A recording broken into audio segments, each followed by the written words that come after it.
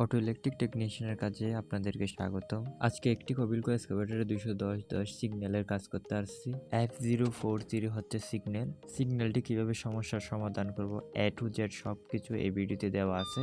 আশা করি ভিডিওটি শেষ পর্যন্ত দেখবেন। কোনো কিছু উপকার আসলে একটা লাইক এবং কমেন্ট সাবস্ক্রাইব করে রাখবেন যাতে এরকম ভিডিও আরো ফান। সিগন্যালটি হচ্ছে মূলত একটা সলোনয়েডের হাইড্রোলিক কন্ট্রোলারের নিচে যে সলোনয়েডটি আছে যেমন ভিডিওতে দেখতে পাচ্ছেন। আসলে আমরা আগে সলোনয়েডের ওহমস মাপছি যেটা ভিডিওতে করি না, সেজন্য ভিডিওতে দেওয়া হয় নাই। কেউ কেউ মিটারকে এভোমিটার বলে, আবার কেউ কেউ মাল্টিমিটার বলে। এই মিটার দিয়ে আমরা মেপে দেখতেছি সলোনয়েডের লাইনে কোনো ভোল্টেজ আছে কিনা। আসলে আমরা কোনো ভোল্টেজই পাই নাই। এই জন্য আমরা কোম্পানির অন্য একটা গাড়িতে গেছি, আমাদের এরকম মডেলের অনেকটাই গাড়ি আছে, ওইটাতে মেপে দেখতেছি বরাবর ওটাতে 6 ভোল্ট দেখাচ্ছে।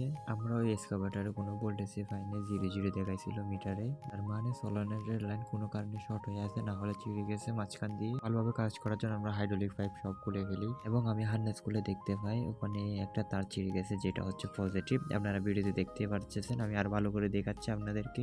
এই তারটা মূলত হাইড্রোলিক পাইপের চাপা পড়ে ছিঁড়ে গেছে। সব ওয়ারিং করে এটাকে সামনে নিয়ে আসছি, দেখেন ভিডিওতে দেখতেছি ওই তারটা ছিঁড়া মাঝখান দিয়ে।